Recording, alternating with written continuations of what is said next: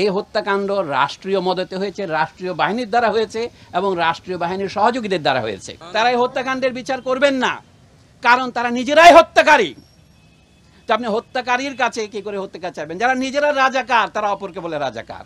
দেশের civil service থেকে শুরু করে সমস্ত সরকারি চাকরিতে সকলের বৈধভাবে প্রতিযোগিতা করার অধিকার থাকবে কি থাকবে না, সেই প্রশ্নটা অরাজনৈতিক প্রশ্ন নয়, এটা একটা রাজনৈতিক প্রশ্ন। কিন্তু রাজনৈতিক প্রশ্নের রাজনৈতিক সমাধানের দিকে না গিয়ে দেশের সরকার প্রথমে সেইটাকে এক পাশে ঠেলে দিতে চেয়েছে, উপেক্ষা করতে চেয়েছে, পরে যে দমন নীতি অবলম্বন করেছে নিজেদের পেটোয়া বাহিনী দিয়ে, সেটা থেকেই এই হত্যাকাণ্ডের শুরু। আমরা প্রথমেই পরিষ্কার করে বলতে চাই, এই হত্যাকাণ্ড রাষ্ট্রীয় মদতে হয়েছে, রাষ্ট্রীয় বাহিনীর দ্বারা হয়েছে এবং রাষ্ট্রীয় বাহিনীর সহযোগীদের দ্বারা হয়েছে, যাদেরকে আমরা বলতে পারি প্রাইভেট বাহিনী।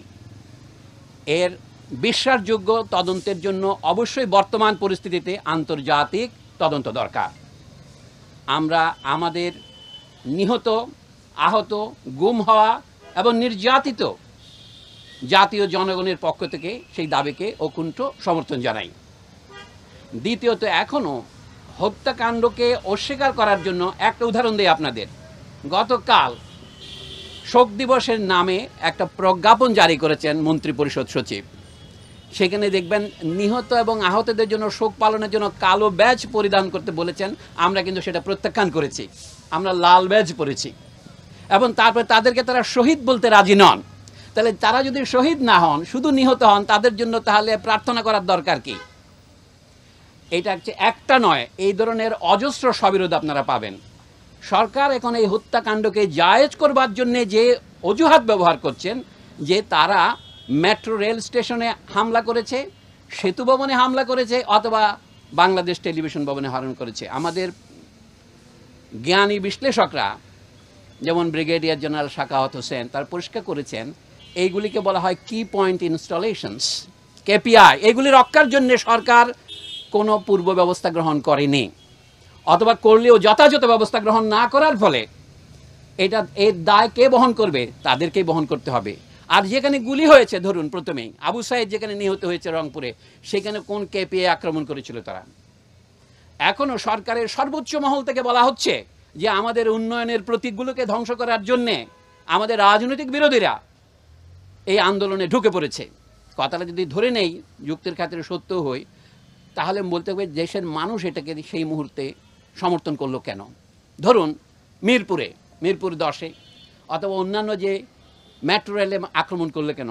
আমাদের দেশের অথবা যে কোনো ঔপনিবেশিক দেশের ইতিহাসের সাথে যারা পরিচিত, এমনকি ইউরোপের দেশের ইতিহাস যারা পরিচিত, তারা জানেন মানুষ যাকে ক্ষমতার দম্ভের প্রতীক মনে করে সেটাকে হামলা করে।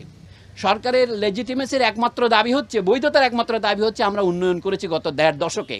আইয়ুব খান সাহেবের 1 দশক ছিল, এখন শেখ হাসিনার 1.5 দশক হয়েছে।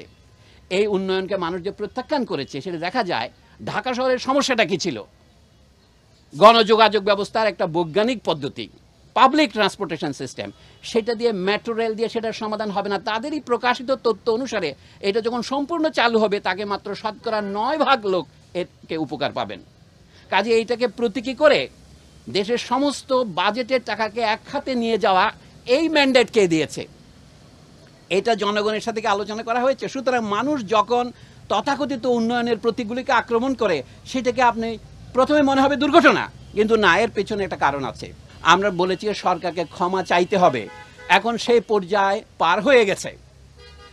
এখন জনগণের পক্ষ থেকে ক্রমশ ধ্বনি উঠবে, এই সরকারের ক্ষমতা থাকার অবস্থায় আপনারা কি কেউ বিশ্বাস করেন তারাই ন্যায় বিচার করতে পারবেন?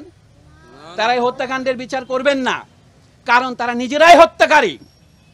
তো আপনি হত্যাকারীর কাছে কি করে হত্যাকার চাইবেন? যারা নিজেরা রাজাকার তারা অপরকে বলে রাজাকার। পৃথিবীতে এর চেয়ে বড় পরিহাস আর কি আছে?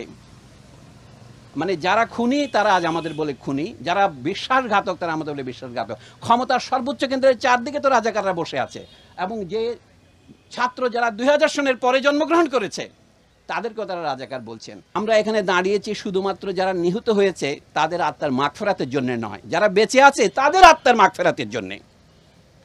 আমাদের মাগফিরাত হচ্ছে, মাগফিরাতের মূল কথা হচ্ছে ক্ষমা, আল্লাহর কাছে ক্ষমা চাওয়া। আল্লাহ গফুরুর রহিম, এবং যারা নিহত এবং আহত এবং যারা নির্যাতিত এখন নিপীড়িত এবং যারা পলাতক, আমরা তাদের প্রতিকার চাই। এবং তাই প্রতিকার সম্ভব হবে যখন দেশের সমগ্র জনগণ ওদের মতোই বেরিয়ে আসবে। বলা হচ্ছে এটা শুধু ছাত্র যুবকদের আন্দোলন, আসলে এটা ছাত্র যুবকদের আন্দোলন নয়, এটা সারা দেশের আন্দোলনে পরিণত হয়েছে এবং পরিণত হতে চলেছে। আন্দোলন বন্ধ হয় নাই, আন্দোলন বন্ধ হবে না। আমরা আজকে শিক্ষক হিসেবে দাঁড়িয়েছি, কিন্তু আমরা শিক্ষকতার বাইরেও আমাদের সামাজিক ভূমিকা আছে। আমরা তো ভোটারও বটেই। এবং সবচেয়ে আমি একটা আত্মসমালোচনা করব, আমরা আমাদের যথাযথ ভূমিকা পালন করিনি। একটা কথা আপনাদের বলি, আমাদের একটা ধারণা ছিল বেসরকারি বিশ্ববিদ্যালয়ের ছেলে মেয়েগুলো ফার্মের মুরগি, ওরা রাজনীতি করে না, এটা ঠিক, ওদেরকে রাজনীতি করতে দেওয়া হয় না, উৎসাহিত করা হয় না। আজকে আমরা অবাক হলাম যখন সরকারি বা পাবলিক বিশ্ববিদ্যালয়গুলিতে সরকারি বাহিনীর হামলার ফলে সাধারণ ছাত্ররা জেগে উঠলো তাদের বিরুদ্ধে। তারা যখন পরাজয়ের মুখে, তখন তাদেরকে সরিয়ে নিয়ে রাষ্ট্রীয় বাহিনী ঢুকিয়ে দেওয়া হলো। এবং তখনই দেখা গেলো আন্দোলন ছড়িয়ে পড়লো। শুধু কি ঢাকার প্রাইভেট বিশ্ববিদ্যালয়গুলিতে না, সারা দেশেতে ছড়িয়ে পড়লো। মানবজাতির ইতিহাস যদি দেখেন, আসলে কি মানুষ যাকে যে যুগকে আমরা আদিম যুগ বলি, মধ্যযুগ বলি, তার তুলনায় আমরা কি বেশি সভ্য, বেশি সদয়, বেশি দয়ালু, বেশি ভালোবাসাপ্রবণ হয়েছি? আমার সন্দেহ আছে। সেটা নিয়ে আজকে আলোচনা করার বিষয় নয়, কিন্তু আমি বলবো তারপরেও আপনার ভবিষ্যৎ প্রগতির জন্য নয়, আপনার আজকের জন্যেই আমাদের দাঁড়াতে হবে বুক বেঁধে। হ্যাঁ, গুলিতে যারা মারা গিয়েছেন তারা আমাদের পথপ্রদর্শক। আমাদের মধ্যে অনেকে আমরাও মারা যেতে পারি, আমরাও গ্রেপ্তার হতে পারি, সেটা মনে রাখতে হবে আপনাদের। আমরা বিশাল জনস্রোতের সঙ্গে আছি, কিন্তু আমরা ভেসে যাওয়ার জন্য আসিনি। আমাদের বুদ্ধিজীবী হিসাবে আমাদের আত্মসমালোচনার দরকার।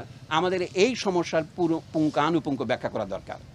সংকটের উৎপত্তি কোথায় সেটাকে না গিয়ে সরকার এখন বলছে এই দল সেই দলকে নিষিদ্ধ করব। সেটা কিন্তু মূল সমস্যার কোনো হাতই লাগবে না, শুধু সমস্যাকে আরও বাড়াবে, আরও ক্যান্সারের সৃষ্টিপাত করবে। এই জন্য এখন যেটা দরকার, পুরনো কথা ধার করেই বলি, রাজনৈতিক সমাধান। রাজনৈতিক সমাধানের প্রথম পদক্ষেপ হচ্ছে বর্তমান সরকারকে নিঃশর্তভাবে ক্ষমা প্রার্থনা করে পদত্যাগ করতে হবে। এই পদত্যাগ ছাড়া নতুন কোনো রকমের ব্যবস্থা আমরা যেতে পারবো না।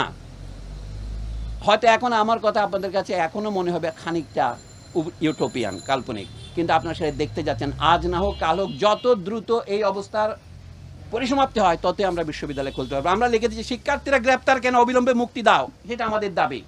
আমরা বলছি বিশ্ববিদ্যালয়ে নিরাপদ শিক্ষার পরিবেশ ফিরিয়ে আনতে হবে, নাহলে আমাদের ছাত্রছাত্রীরা যদি আসতে না পারে আমরা কি পড়াবো, আমরা কাকে পড়াবো?